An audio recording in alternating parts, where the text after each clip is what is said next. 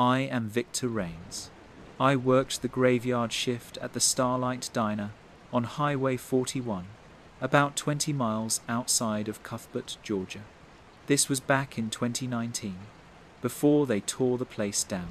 The diner sat alone at a crossroads where nothing else existed except darkness and pine trees.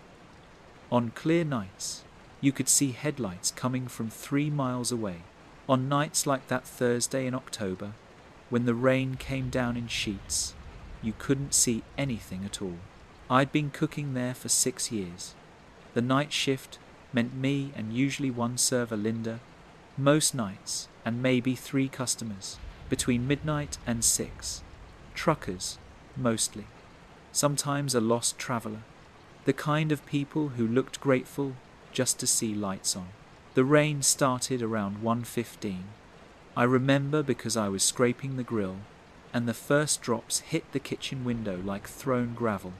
Within minutes, it was a downpour. The neon Starlight sign outside flickered twice, then held. The fluorescent tubes inside hummed their steady electric drone. Linda had gone out back to smoke. I was alone in the kitchen, humming something, I don't remember what. Just a low tune to fill the silence. The refrigerator compressor kicked on. The rain drummed harder. Then the bell above the door chimed. I looked through the serving window. A man stood just inside the entrance, water streaming off a grey jacket.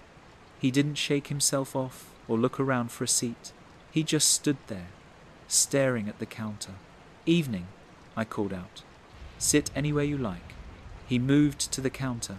Not walked, moved. His footsteps were perfectly even, like he was counting them. He sat on the center stool, facing me through the window, and placed his hands flat on the counter. His fingers were pale, too pale. The fluorescence made his skin look almost blue. "What can I get you?" I asked. "Coffee," he said. "Eggs. Toast." His voice was flat, not rude or tired, just empty, like he was reading from a script. I nodded and poured the coffee first, sliding the cup through the window. He picked it up with both hands, brought it to his mouth, and drank. He didn't sip. He tilted the cup and swallowed in rhythmic gulps, 4 of them, then set it down empty. I started humming again while I cracked the eggs onto the grill. The sound of them sizzling, mixed with the rain and the refrigerator hum. I dropped 2 slices of bread into the toaster. That's when I heard it, humming, the same tune I was humming. The exact melody, the exact rhythm coming from him. I stopped. The humming continued for 2 more notes, then stopped. I looked through the window. He was staring at me. His head was perfectly still, tilted slightly to the left. His eyes were wide open, very wide, and he wasn't blinking.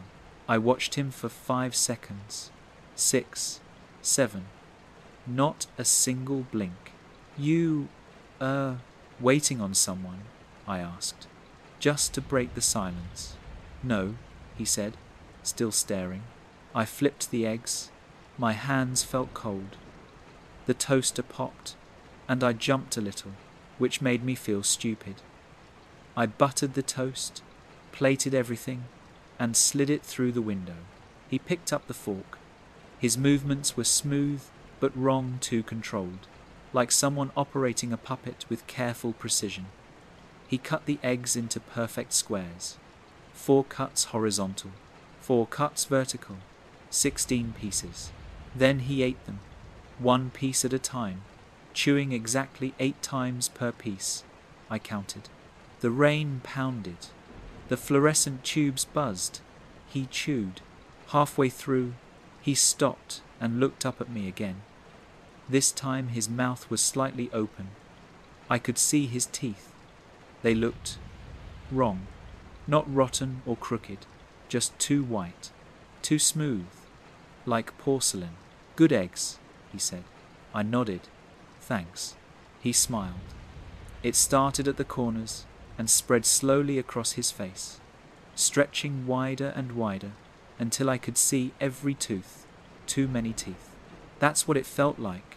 Not that there actually were more, but that the smile revealed too much, showed things I wasn't supposed to see. I heard the back door open. Linda's voice called out, "Jesus, it's a flood out there." She stopped when she saw him. "Everything okay?" she asked quietly, staying near the kitchen door. The man's smile faded instantly, like a light switching off. He returned to his eggs. 16 pieces, 8 chews each. Linda caught my eye.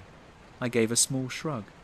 She poured herself coffee and stood at the far end of the counter, pretending to check receipts.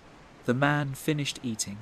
He set down his fork, aligned it perfectly with the edge of the plate, and pushed the plate forward 2 inches. Then he stood. "Bathroom," he said. He moved past Linda toward the restrooms in back. His footsteps were still perfectly even. I heard the bathroom door open and close. Linda came to the window. "What the hell is wrong with him?" "I don't know," I whispered. "Don't look at him too long. He doesn't blink." "What?" "I'm serious. He hasn't blinked once." We waited. The rain continued. 1 minute passed. 2, 5. "That's a long bathroom trip," Linda said. I wiped down the grill. The sound of scraping metal filled the kitchen. 10 minutes. 11. "Victor," Linda said. "I'm checking on him. Be careful." She walked back, knocked on the bathroom door. "Sir, you all right?" "Nothing." She pushed it open. "It's empty." I came out of the kitchen. The bathroom had one small window, barely big enough for a child. It was still locked from the inside. The room was bone dry. No wet footprints, no water dripped from the faucet. "Check the back door," I said. We checked. Still locked. The deadbolt I'd watched Linda turn when she came in from smoking. He was gone. We stood in the dining area, staring at each other. The neon sign flickered once outside. "His plate," Linda said. I looked. The plate was still on the counter, perfectly clean, fork aligned at the edge. Next to it, the coffee cup sat empty. Linda picked it up to clear it, then made a sound in her throat. She set the cup down hard and stepped back. I looked inside. At the bottom of the cup, sitting in the brown residue of coffee, were 3 teeth. Not human teeth exactly. They were too perfect, too white, too smooth. They looked molded, manufactured. We didn't touch them. I wrapped the cup in plastic wrap and put it in the back. We called the sheriff, but by the time Deputy Rawlings showed up 40 minutes later, exhausted and annoyed, we could tell he thought we were pranking him. "Probably dentures," he said. "Fell out while he was drinking." "Then where did he go?" Linda asked. Rawlings looked around at the locked doors and shrugged. "Maybe you missed him leaving." We didn't miss anything. I worked at the Starlight for 2 more months after that. Every night, I watched the door, watched the rain on the windows, listened to the hum of the refrigerator. I stopped humming. I never wanted to hear something hum back. Linda quit 3 weeks after it happened. Last I heard, she moved to Atlanta. The diner closed in 2020. They said it was the pandemic, but I know the owner had been trying to sell it since November 2019. Nobody wanted it.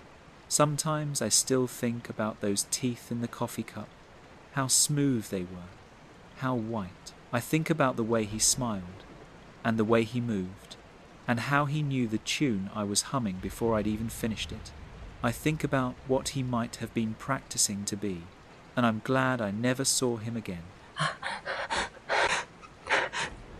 I am Nicole Vance. I worked as the overnight waitress at Mel's 24-hour diner, just off Interstate 70 inches, western Kansas. This happened in February of 2021, during one of those cold snaps where the air itself feels like it might crack. The diner was one of those old chrome places from the 50s vinyl booths, checkerboard floor, a jukebox, that hadn't worked since before I was born. At night, the only sounds were the coffee maker gurgling, the ice machine dropping cubes, and the occasional semi-blasting past on the highway. The windows would rattle in their frames, then go quiet again. I'd been working there for almost 2 years.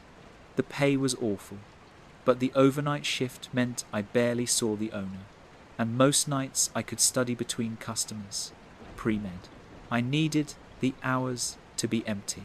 That Tuesday night, they were. The last customer had left around 11, a trucker who drank 3 cups of coffee and left a $5 bill under his saucer. It was just past 2 in the morning when I saw the headlights. They came from the east, moving slowly down the access road, too slowly. I watched through the window as the car crept into the parking lot, a minivan, dark blue or maybe grey. It was hard to tell under the yellow sodium lights. The engine shut off. The headlights died. For a long moment, nothing happened. Then the doors opened, all of them at once. A family got out. Father, mother, 2 children. The father wore a polo shirt despite the cold. The mother had on a floral dress. The kids, a boy and a girl, maybe 8 and 10, wore matching striped shirts. They stood beside the van for several seconds, perfectly still, facing the diner. Then they moved toward the entrance. Something about the way they walked made my stomach tighten. Their movements were stiff, jerky, like old stop-motion animation. The father's arms swung forward, held, swung again. The mother's head turned in small increments. 15 degrees, pause. 15 degrees more. The children followed behind, their steps synchronized. The door opened. The bell chimed. They stood in the entrance, arranged in a line. Father in front, mother behind him, children in the back, all of them staring at me. Evening, I said, my voice coming out too bright. Just the 4 of you? The father's head tilted backward, his mouth opened. Yes. The word came out too loud, too sharp, like he'd shouted it through a pillow. Right this way. I grabbed 4 menus and led them to a booth. They followed in their jerky procession, each movement slightly delayed, slightly wrong. When we reached the booth, they stood there. You can sit anywhere you'd like, I said. The father slid into the booth, then the mother, then both children on the opposite side. They moved in perfect sequence, one after another, like a mechanism clicking into place. I set down the menus. None of them looked at them. They all stared straight ahead at the wall behind me. Can I start you folks with some coffee, water, pancakes? The mother said. Her voice was high and breathy, almost whistling. 4 pancakes, 4 eggs, 4 bacons. Sure thing. How do you want those eggs? Silence. The father's eyes were very wide, ringed with red. He hadn't blinked since sitting down. Scrambled is fine, I said quickly. Be right up. I pushed through the swinging door into the kitchen. Ray was back there, the night cook, scraping the grill with a spatula. He was 63 and had worked at Mel's for 20 years. Nothing rattled him. We got a table, I said. I can hear. He cracked eggs into a bowl. They sound weird. They look weird too. He glanced through the serving window, then looked away. The eggs scrambled. The bacon sizzled. I poured 4 waters and brought them out. The family hadn't moved. They sat in the exact same positions, hands flat on the table, staring at the wall. I set down the waters. Food'll be right out. The little girl's head rotated toward me. Just her head. Her body stayed facing forward. Her eyes were glassy, reflecting the fluorescent lights like marbles. Thank you, she said in a voice too deep for a child. I walked back to the kitchen and stayed there, watching through the window while Ray plated the food. The family didn't speak, didn't look at each other. The father's hands remained perfectly flat on the table. I could see his fingers from where I stood. They were pale, the nails too long. "Order up," Ray said quietly. I loaded the plates onto a tray and pushed back through the door. The smell of bacon and butter filled the dining room. I set the plates down in front of each of them, arranging them carefully. "Enjoy your meal." I stepped back. They all reached forward at the same time, hands moving in unison. But instead of picking up their forks, they reached into their food with their bare hands. The father grabbed a fistful of scrambled eggs, brought it to his face, and smeared it across his cheek. The mother took a strip of bacon, dragged it across her forehead, leaving a greasy streak. The children pushed their hands into the pancakes, syrup oozing between their fingers, and rubbed it over their chins, their necks, their closed eyes. I stood frozen. The sound of their hands in the food wet, sliding, squelching, mixed with the hum of the lights. None of them ate. They just smeared, methodically, covering every inch of exposed skin with eggs, bacon, grease, syrup. The father's face was slick with butter. The mother's hair was matted with pancake. The little boy had syrup dripping from his ears. "Folks," I said, my voice shaking, "is everything okay?" 4 heads turned toward me in perfect synchronization. Their faces were masks of food, eyes staring out from behind the mess. The father's mouth opened. Egg fell out. "Good," he said. Then they stood, all at once. Plates clattered. Syrup dripped onto the vinyl seats. They turned toward the door and began walking that same jerky, stuttering walk. The children went first this time, then the mother, then the father, bringing up the rear. "Wait," I called. "Your bill." They kept walking, through the door, into the parking lot. I followed as far as the window and watched. They approached the van. The doors opened, all of them, simultaneously. They climbed in, moving in their stop-motion way. The father got behind the wheel. The engine started.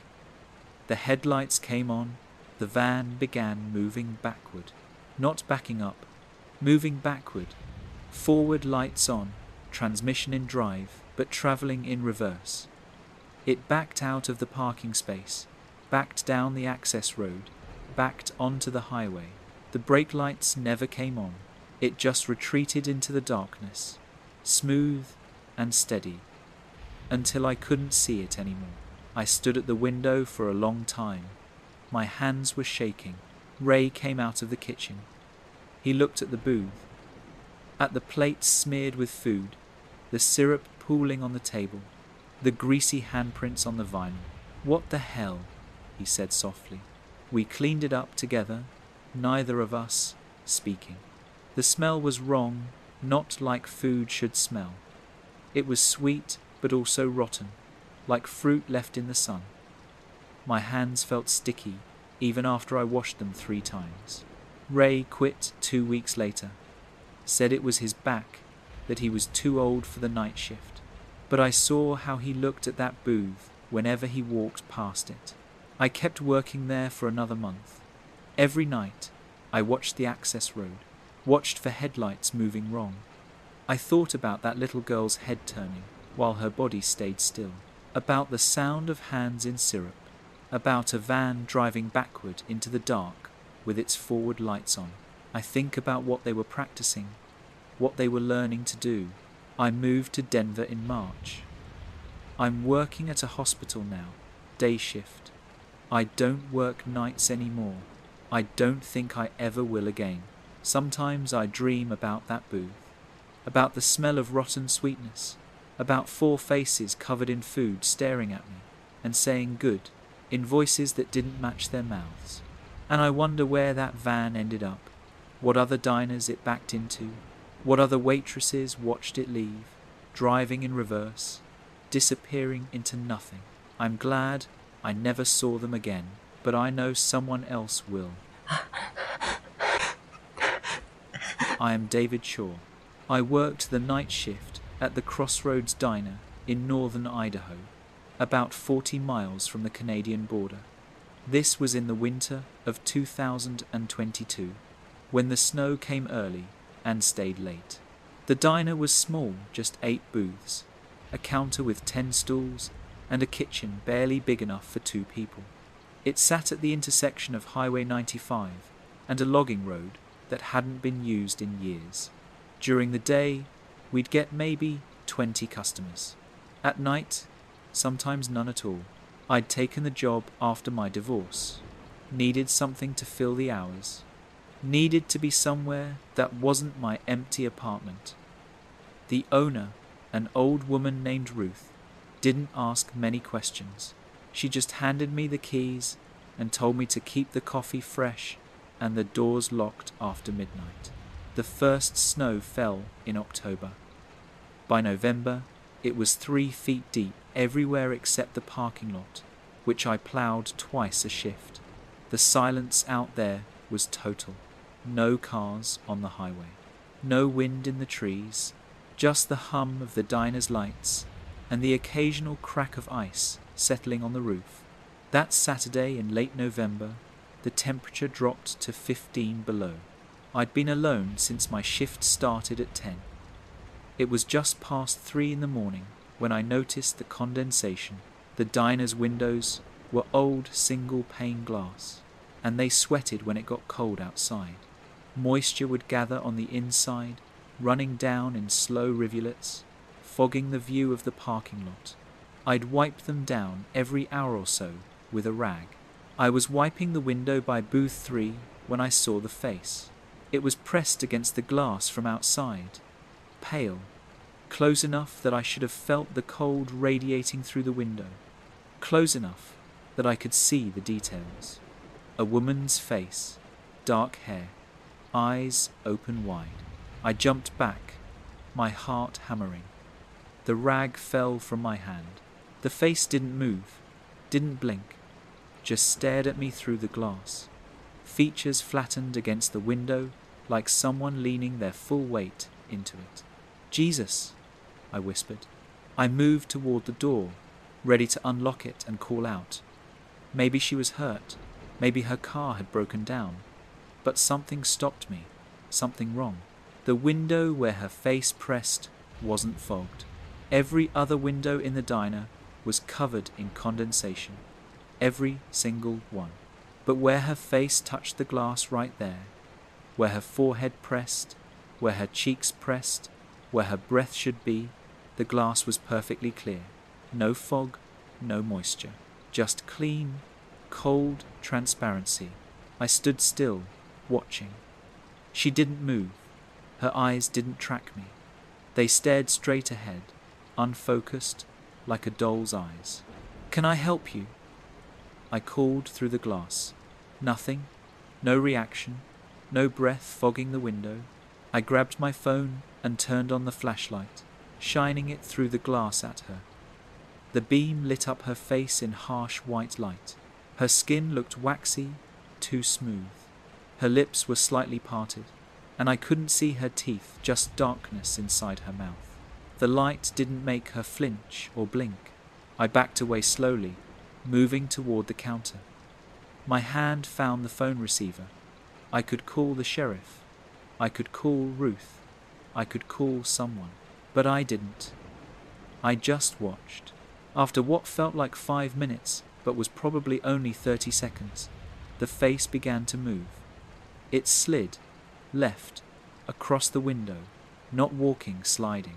The features stayed pressed against the glass, distorting as they moved, stretching slightly, and then reforming. The nose flattened, the cheek compressed, but the eyes stayed fixed and open. It slid all the way to the edge of booth 3's window. Then it was gone. I stood there, breathing hard. The coffee maker burbled behind me. The fluorescent lights buzzed. I waited. The face appeared in the next window. Booth 4, same position. Pressed flat against the glass. Eyes wide. Mouth slightly open. The window beneath it perfectly clear, while condensation dripped down all around it. "What do you want?" I said louder. The face slid again, Smooth, continuous. It travelled across booth 4's window, reached the edge, disappeared. Appeared in booth 5. I realized what it was doing. It was moving around the building, circling, sliding along the exterior wall, pressed against every window it passed. I moved to the center of the diner, where I could see multiple windows at once. Booth 5, then booth 6. Each time, the face appeared, pressed close, stared with those empty eyes, then slid away. The glass stayed clear wherever it touched. No fog, no breath, no warmth. It reached the corner where the booths ended and the counter began. There was a gap there, the kitchen wall, with no windows. I waited, counting seconds. 15 seconds. 20. The face appeared in the kitchen window, the small one above the sink where I washed dishes. I could see it through the serving window from where I stood, pressed against that glass too, sliding, moving toward the back door. I ran to the kitchen and looked out the back window. The face was there, level with my own, separated only by the glass. This close, I could see that her eyes weren't quite right. The pupils were too large, taking up almost the entire iris. And they were black, completely black, like holes. She slid past, heading toward the other side of the building. I went back to the dining room. She was making a complete circuit, window after window, booth 1, booth 2.